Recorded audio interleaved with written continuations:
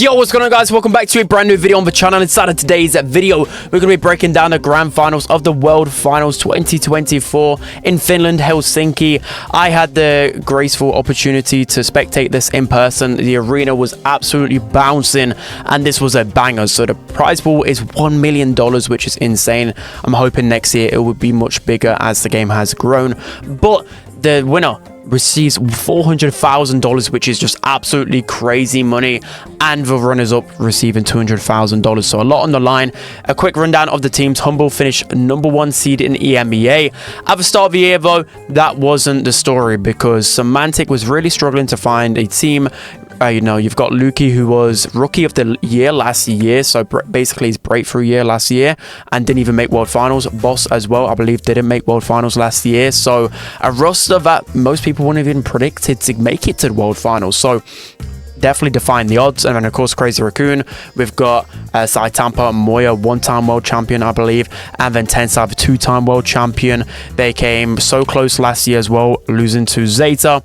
But let's dive into it. So the reason why this video is going to be such a banger is because I've literally just got so much information from Kanan, who is the coach of HMBLE. He does all the drafting and helps with so much preparation. Of course, you got Relay as well on the other side, but Kanan is the GOAT, and he just sent me so much vital information. So quickly is that he said that Zeta, SK, and HMBLE were all scared probably of each other a little bit more than Crazy Raccoon, mainly because the mechanical level has absolutely caught up to each other. So Crazy Raccoon in 2021, they were clearly above everyone else, and then 2022 they were still a bit above everyone else. Last year the level caught up even more, and now it was just so many teams could win the World Finals. It was all about drafting, so that's just to bear in mind.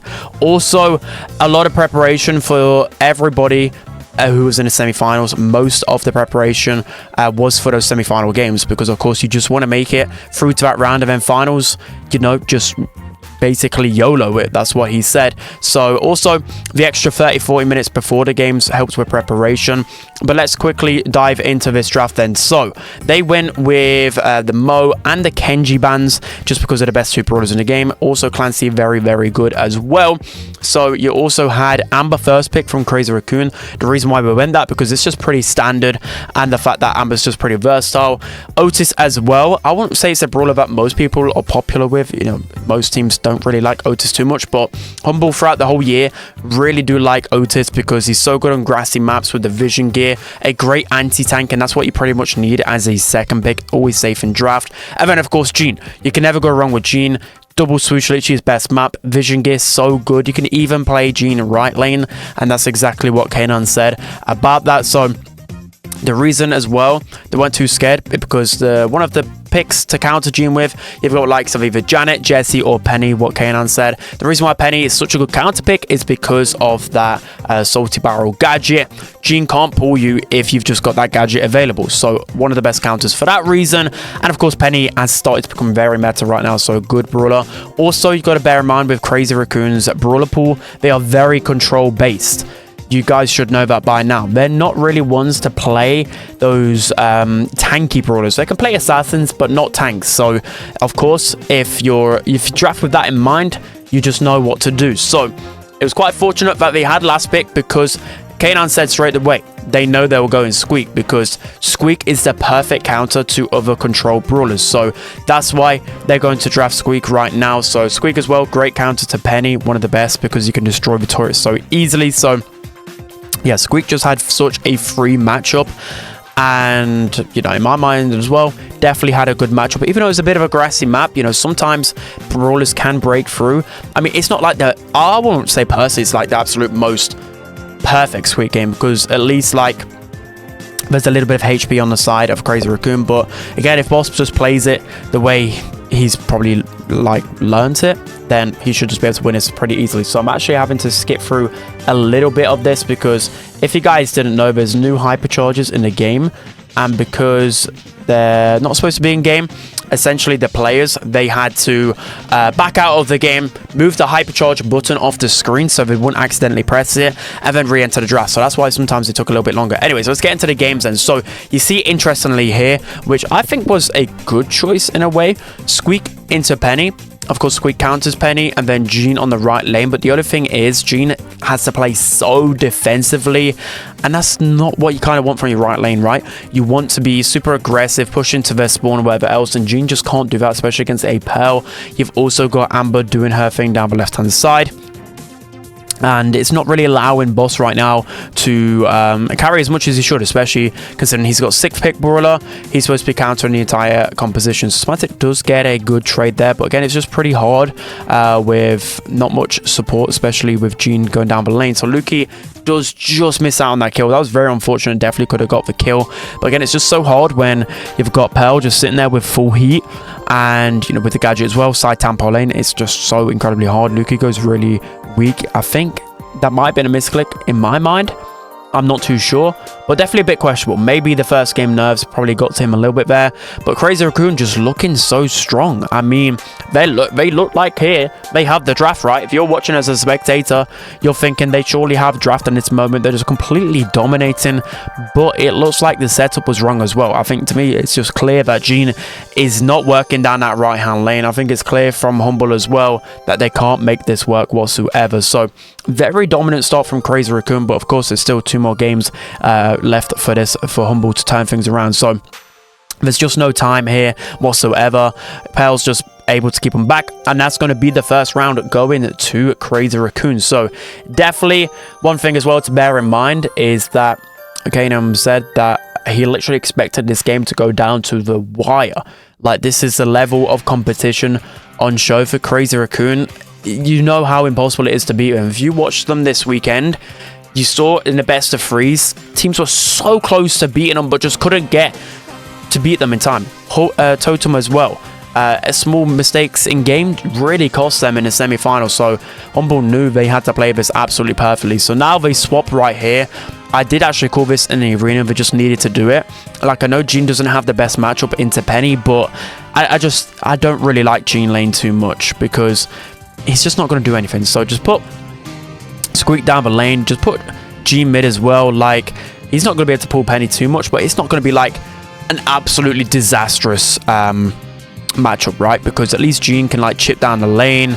He can scout the opponents and pinch a lot better than the Squeak. So Boss actually goes with a perfect super right there. Really well-timed gadget as well from Lukey, and they get the takedown. So Saltampo's applying a lot of pressure here. I would actually say that Pearl probably has the better of the matchups. In my opinion, just a bit more easy and consistent to get damage, and especially because you're having to push into a Pearl that's getting fully heated up, it's just pretty hard. So again, Boss gets the trade right there, but he's playing really well. He's getting super aggressive, especially for the left lane. Normally left lane's more defensive, right? So Smatic's going to try and scout side tempo as much as possible, especially seeing as he's got the vision gear. Does go with a good mute. I think that's going to get the kill. Lukey actually gets a really good pull there, which I didn't expect, but he just doesn't have the support and ammo to take him down. Seeing as Boss did take down Tensai, so Boss is doing a fantastic job. He's beating Tensai every single time here. Moya does get his super again in time. And yeah, this is just an absolute bang out. This is so sweaty. I'm literally losing my voice right here speaking about it. So Boss goes with a hypercharge, gets the hypercharge bounce onto Moya, and I'm not too sure whether that's a misplay or not. I don't know. I feel like the bounce can sometimes be predictable. If Moya just walks a bit more over to the left, I think he could have juked that, but maybe the element of surprise caught him off, and Boss is just going to absolute hammer right now. That is just such a pivotal moment in the game. Moments like that, turnaround moments, clutch moments, are the moments that just change the game entirely. Momentum is such a big thing in Brawl, and especially when teams are so evenly matched. Just that brief bit of like motivation and just being able to see that you can actually beat these guys, yeah, that definitely gave them a little bit of a boost. So now I'm thinking definitely in the crowd that this is winnable for Humble, because again, I don't think like for example, Tensai wasn't doing as much that game, because in the first game he was just lighting Semantic on fire, constant supers in the mid, constant pressure. But this time, you know, Squeak does have a good matchup. Boss is playing it well. Like, again, I don't think it's like an absolute 100-0 matchup for Boss. Like, Amber can sneak through, but he's just conserving his ammo so well. And like, look at this. Every single time hitting the shot with Squeak onto Tensai. One of the best dodgers in the world. A great kill there from the Squeak. And you can just see Luki's already got 4 gem lead, 5 gem lead. This is the perfect start for Humble this time around. Semantic is playing a lot better into that lane right here. And you can see as well, Taitampo is just so scared of Semantic rushing forward. And I actually thought that was such a good play for Semantic. Not rushing things, just staying back. And then here it comes with the mute. Taitampo just can't do anything about it. And wow, I mean, Semantic's just proven that Otis is so underrated. So I think Luki went for a different pull option there. But at the same time, I don't think he minded pulling that turret to open it up and make sure that Penny doesn't get value with a turret. Semantic, again, going absolutely huge with the sneaky plays and the mutes. There's nothing that they can do in a 1v1. And it just looks so calculated and composed from Humble, which we just don't normally see against Crazy Raccoon. The games are normally really messy in terms of the fact that you've got to make it messy against Crazy Raccoon. But Humble are going toe-to-toe right now. Another, well, miss pull from Luki, but I don't think it really matters. 10 seconds left. Luki here just needs to go in and die and get a respawn. It doesn't matter because Pel's going to go down as well. And that's Humble taking the first set. And boy, is this exciting because Crazy Raccoon are just so hard to take down and win in total. So that's gonna be the first set. Absolutely crazy scenes. Let's jump into the next one. All right, guys, jumping into the set number 2, then we have Hot Zone Open Business. So straight away as a spectator, I know that Humble cook on this map. Again, after watching their scrims, after watching previous tournaments and watching this tournament where they had open business a lot of the time, I know this is a good map for them. So straight away, they go with a Gale first pick from Crazy Raccoon, which is pretty good, but we'll see how the draft unfolds right here. So also bear in mind as well, we see a Berry ban from Crazy Raccoon. So straight away, I was like, damn, they must be scared of Berry, right? Because if you guys watched Humble versus SK, yeah, that was a disgraceful outdraft from Humble with Berry and Meg. It was just absolutely crazy. So obviously they saw that. They didn't want any of that. Also, like, again, I watched them in the scrims and they were destroying everyone with Berry. It was just crazy. So they go with a Surge here, which Surge is just pretty good. Good into Gale as well. You can get some free levels. And it's Surge. Surge is very strong in this meta. So I think they wanted to go, by the looks of things, Kanan said Byron with the synergy with Surge, because even if Surge has a bad matchup, at least Byron can heal him up, and so he can push him to the lane. Semantic, you absolutely love to see it. I love the vibes this time around, by the way, from Humble. It was one thing noticeable straight away, and speaking to the players just before literally any of the game started, that Semantic wasn't going to scream anymore. I think that was a wise decision because it just kept things nice and calm. That's definitely the play when you're playing, right? You don't want emotions to just absolutely override you. You need to stay locked in. You need to stay focused. And boy, has it worked so far for Semantic and Humble. So bear that in mind. They prepared as well for both sides, Kanan said, for both last pick and first pick, because of course that affects the way that you draft. So having last pick, I think, is definitely beneficial. They were actually prepared for any max synergies. And this is where things went wrong for Crazy Raccoon in the draft, in Kanan's opinion. He said that Max was, well, I would say personally Max is a comfort brawler for Crazy Raccoon, but what this does, you know, Gale normally typically goes mid on this map, I believe, for the most part, because he can't really win any lane. So this forces Gale out wide and forces Surge an easy matchup, right? So Crazy Raccoon should have probably drafted something else, but I mean, Laurie is one of the best counters to Surge, and he throws good into Surge, right? Laurie also good into Byron as well because he's pretty squishy. So I'll say it's a decent draft from Crazy Raccoon, but as Kanan explained, that is why. So they actually prepared a lot for like Stu and Griff to open up the map. They prepared for any type of like Gus or Byron synergy. There was just so much preparation from Humble that they knew they kind of had this map under wraps. So there was a couple of things that they were going to go last pick, right? They were either going to go Frank or Barley. So Barley, of course, has a great matchup into Gale as well. Good matchup into Larry. And of course, Surge has a good matchup into Gale. So I think in terms of lanes, they would have the overall better matchup if they went Barley. But also Frank as well. Although Frank isn't exactly the best into Larry, I think as the game goes on and the map opens up, it is definitely better. And Frank is actually good into Gale on this map because Gale just can't wall peek enough. This is exactly what Kanan said.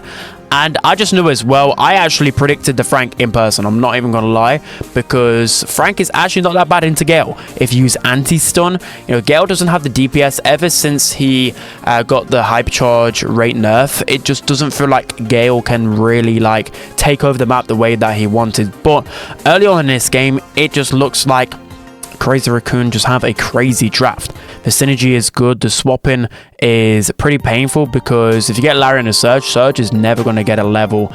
This is looking pretty rough, but you can see here the Surge heals is just crucial to try and get him up the map. He's actually using the better gadget, because one thing that frustrated me in the SK Humble game is that Yoshi was going shield gadget, and I don't know why, because the thing is with Surge, you just need to get off second level, I guess, especially against pro players. So just having a gadget that gives you the ability to get that first level is just essential, and you only really need shield gadget into like tanks, for example. So right now Humble definitely got a good lead somehow. It didn't look like they had the better of the starts, but Crazy Raccoon finally get in their way as well. So as the game goes on as well, in terms of draft, they knew that Surge could just infinitely get upgrades on the Gale, but we can see here Side Tampa with a hypercharge already. He was lighting things up early on, and again, as a viewer, you're like, well, surely, like, this first game is just so one-sided. Crazy Raccoon just drafted so well with the Larry, but of course, after listening to Kanan's feedback and whatever, they just played things pretty wrong, because Semantic was actually, I think, switched the wrong matchup, so that actually really was detrimental to Boss, because Boss needs to get his levels right. So swapping matchups is just not that great, and it's really difficult as well with a level 1 Surge. Like, you're just gonna lose so much pressure, and that's exactly what happened, and Crazy Raccoon can just take over the map. So the easy first game again, really, from Crazy Raccoon. This is exactly the same theme in the first set, but of course, again, there's more chance for improvement. So one thing I definitely like about Humble here is the mid-set adjustments. They know things didn't go right, so adjusting and making sure they get as many good matchups as possible is the way to go completely here. So again, I was trying to read some more points that he said about this, but the next 2 games, Kanan said, they just let Lukey win mid, and you would win the game as it progresses because Frank can take over the map. That was their game plan anyways, just to put the first game behind and see if they could win the next 2. So you can see here, Boss straight away getting his level, well, getting a couple of shots and managing to push forward. Semantic behind the wall. This is just so much better. This is exactly what they wanted. So Semantic's going to push up here. Boss going to use gadget and be super aggressive and get that first level. There we go. Pops it straight away. Semantic goes with a wall break as well. I think that's just essential to break open the map and make sure that Larry doesn't get as much value. It doesn't matter if the map's open as much for Frank, really, because as long as Boss is able to get his levels, he can take over the map. Boss again gets another level, jumps straight onto Larry right there and gets the kill. This is just such a big lead for Humble. Semantic gets the takedown onto Gale as well, and this is looking beautiful. A hypercharge max is what they need, but they need to go fast. They probably held on to that too long, because now Semantic's gonna run forward. Hypercharge super buys them so much time. The Byron heal is just buying them so much time, and as well Surge with the hypercharge is just complete domination. The strategy was definitely better this time around. It just feels like they just got the strategy wrong in the first game and just, again, adapted, and the adaptations, it was just too much for Crazy Raccoon, because it is just clear that Humble's strategy is just too good with their draft, and as long as they kept to what they trained for and what they knew, they could win this. So again, they're gonna get the better matchup. Surge on the Gale and Frank on the Larry. Even though it's not absolutely perfect for the Frank, you know, Surge is going to have a much better job of getting his level against the Gale. So I believe Boss is probably going to pop his gadget again here against this Gale. He's trying his hardest. Here we go. The Byron heals is just coming in clutch. I didn't realize how clutch they came now after watching this. Good taps from Lukey. Lukey is just absolutely cracked on the Byron, by the way. Like, he's doing so good, like, managing the game into 10 side with the max, healing up his teammates. It's just essential. Byron is the glue that just puts everything together right here. So he's going to go with a super onto 10 side. 10 side is going to dash forward, but the Byron damage is going to take him down anyway. So this play from Boss is absolutely crazy. Like, watch this, watch this. Like, I went wild at this. I know that, well, he doesn't actually get taken down. It's just a discipline to not just super in straight the way, juke his way forward, and make sure that he gets his super there on time. To do that on stage is insane. You might think that's just a small thing, right? But the pressure that's on these guys is crazy. And he can just do that. It's insane. Boss goes with a hype charge. Semantic goes with a hype charge. There's nothing that Crazy Raccoon can do right now, because once Franks gets hyper, he can just tank so much. But Crazy Raccoon, they're coming back a little bit here. 2% is all Humble needs. It's looking pretty rough. But Lukey, he can just step in the zone and finish things. So now Humble are 2-0 up, just one set away from becoming world champions and sweeping Crazy Raccoon. Can they do it? Let's jump into the next set. Okay, guys, so jumping into the third set. This is potentially set point for Humble. Well, it is set point. This could be a sweep, or we could get a reverse sweep from Crazy Raccoon. Either way, it's going to be absolutely wild. So, Heist Kaboom Canyon. You can see by the bands right here, you can see the best brawlers for this map. Melody is the best brawler, in my opinion, in Heist right now. So good, especially when a good player like Saitambo or just any good pros can get their hands on it. They go with a Mo and a Clancy ban as well. Double Clancy ban. Daryl is a great last pick, and Crow is just a good pick, like 2-3, whatever. So that's why that's banned. So, also, this is what Kanan said, is that they expected them to actually ban Kenji. So when it was open, they didn't really know what to pick. So they went with Colette just because they didn't think Kenji was an absolute must first pick, because it was counterable, especially with the walls and everything else. So I noticed this theme a lot throughout the weekend, was that pros were trying to figure out how to kind of counter Kenji. Like, Mo is definitely the best brawler, but Kenji was counterable in draft, and especially in like Heist, for example, you could definitely counter it. So they actually go second pick Lola here. So this actually came to a surprise to Humble, just because, you know, Lola's more of, I would say, a lot of the time an EU pick. Plus, also, Belle is open, so a great counter to Lola. And also, there we go with the Kenji. So we know just how good of a Kenji Saitambo is. He played it exceptionally well. And it's just really good in Heist, just for the pressure. You've got the star power, gadget combination. And if left alone on the save, can actually deal a surprising amount of damage with a quick reload speed. So you've got to bear that in mind. So, also, one thing to consider is the Bell. So the reason why Humble are thinking about the Bell here is because of the grounded stop power into Kenji, very good into assassins, and I think Bell is a good counter to Lola, especially with the clone. Bell is also just good in Kaboom Canyon with, you know, hitting the high safe. We got the traps in the middle. You got the vision gear for engagements in the middle, so it can be really good with the Bell. And then also you got the likes of, so basically Humble were thinking of a few things here. They were thinking of Gale, Griff, or 8-bit. So I was actually predicting one of two brawlers when speaking to people around me. I was saying Gale or 8-bit. So they could have gone Gale here because Gale is the best Kenji counter. And also you've got the launch pad in the middle, which is just essential. And again, literally best Kenji brawler. But I also did actually think that we're going to go 8-bit before the Bell, mainly because it's Heist, right? Damage.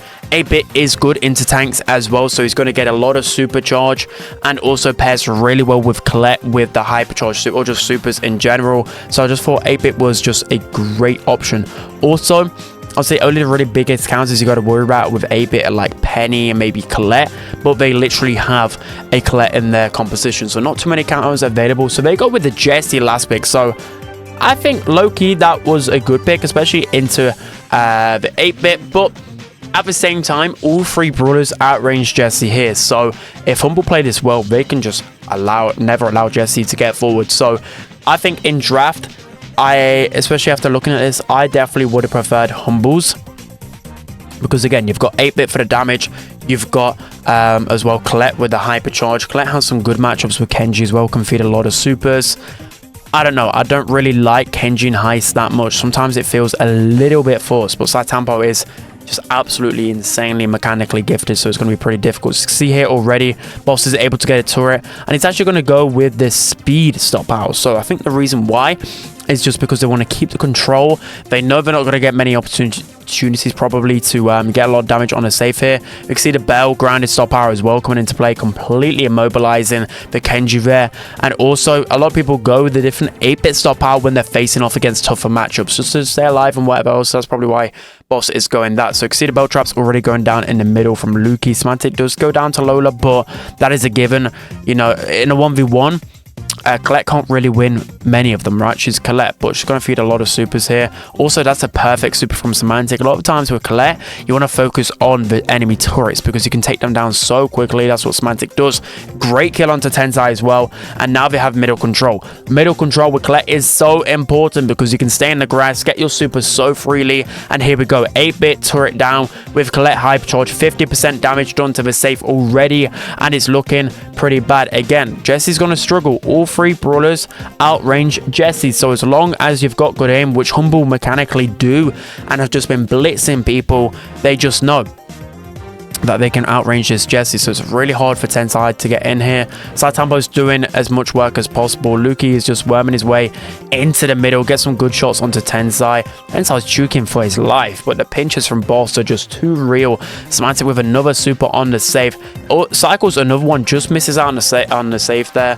That could have been crucial, but I think he was already just popping it off. Also, I think Clay is okay into Lola because you've got the super as well, so just bear that in mind. So also in terms of draft, just quickly, they went Jesse because it was unexpected, but it's decent into 8-bit. I'm guessing the idea was to have enough Kenji, for Kenji to provide enough value. So this is what Kanan was saying. But quickly, we've got 20 seconds left right here. So I was actually scared for Humble right here. 15 seconds left. Crazy Raccoon can easily come back here. So Saitampo goes in, tries to take down the turret. Here comes a Jesse Hypercharge, gets absolutely deleted.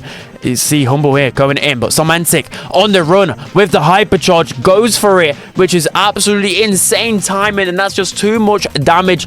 And I just remember my head was completely lost in this moment. I just think that is just as clutch as it gets. It actually is. Those defining moments. You guys don't realize how much pressure there is on stage. You can just crumble under the pressure. Also, like, it's so hard to just remain at your top level and think so critically. But Semantic didn't let the pressure get to him. He knew what he needed to do, and I just didn't even see that coming. But boy, was that an amazing play. Now, surely after such a good play, the momentum is completely in their favor. So yeah, they again, Kanan didn't really dislike their composition, but they didn't execute it super well in his opinion. So just bear that in mind. But you've got to consider as well that Kanan said that Boss was just playing such an amazing 8-bit, which he was, which literally I was saying in the first round right there. Boss just absolutely shredding through everything possible. He's just beaming, and the thing is, he's being so aggressive. He's not afraid to just bring the game to Crazy Raccoon, and that's again another mentality factor that, of course, you see Crazy Raccoon, you've got to respect them, but people do play scared often, right? It is Crazy Raccoon. They probably give them a bit too much respect, and they're not as aggressive. They don't want to match up toe-to-toe with Crazy Raccoon, but you can see here, Humble are completely wiping the floor with them at the moment, toe-to-toe, destroying them. So now Kenji is getting in behind, but the thing is, it's just Kenji, right? You don't really got to worry about him too much. So yeah, there is that. Boss again just going so aggressive. He's actually just throwing the turret into Moya's face and just getting a takedown. Like, what have I just witnessed? What have I just witnessed? So now Kenji is on the safe. Kenji does have a good matchup into Bell, but I think eventually, as the gadgets and whatever wear out, it doesn't have the best. So again, another super from Saitampo. He is starting to get a lot of safe damage, but Semantic with the super right there. He's doing a fantastic job killing Jesse every single time. Again, I just don't think Jesse is getting the value. Jesse just can't get in range most of the time, but Hypercharge is here. The full grass control is just always in Humble's favor. 30 seconds left. It's literally tied 67-67 right here. Whoever gets the next kill will probably win the round, right? So great tap from Luki there. Does get a pinch on with Tensai. Saitampo's going in, gets the kill. Semantic with the Hypercharge coming at the perfect timing. And now they're up by like 25%. It's going to take a lot for Crazy Raccoon to really do something here. Saitampo with his super, trying his absolute best. Moya as well. Just Tensai left with the Hypercharge. They just can't feed him. Turret right here. There's 2 seconds left. 1 second. And Humble are your 2024 world champions. That is just absolutely insane. Insane. You can see the Humble guys just going absolutely crazy. And the support in the arena from Humble was just mind-blowing. You can see here, they just they're just taking it in. That is just, I don't know about you guys, but I just get goosebumps watching this. It's just insane. You can see EMEA as well. He's literally crying. The amount of passion that he shows, and everything about Humble just looked absolutely beautiful. Like, you gotta give him props to the org, to Kanan, the coach, the 3 players, the staff behind Humble. Insane. And yeah, Crazy Raccoon, commiserations. I mean, I gotta feel bad for him. A lot of shortcomings recently. I hope they come back stronger next year, because I just love watching them play. So yeah, you can see here, about to lift the belt, which I don't know whether I like the belt, to be honest. It's something different for sure, but yeah, you can see the crowd was just erupting, going absolutely crazy, and Humble absolute deserved victors. I mean, I couldn't be happy. I really couldn't. Watching this team again, this team was not even predicted to really make it to the World Finals at the beginning of the year. So many people discredited them. All 3 players so incredibly underrated all year long. And of course, a big shout out to Kanan. He was the one that did most of the drafting, pretty much all of it. His knowledge was vital, because the drafts were absolutely perfect. You just couldn't write it, and they just deserve it as well. Semantic with the Angel, you've got to love it. So again, big shout out to Humble. We absolutely loved this. Couldn't write it any perfectly. The storyline was beautiful. I'm lost for words. I'm seriously so happy for those guys. I'm just gonna leave a link to their channels, whatever, in the description, because they deserve all the love. Okay, enough waffling. I'll see you guys next time. Don't forget to like, comment, and subscribe. Bye bye.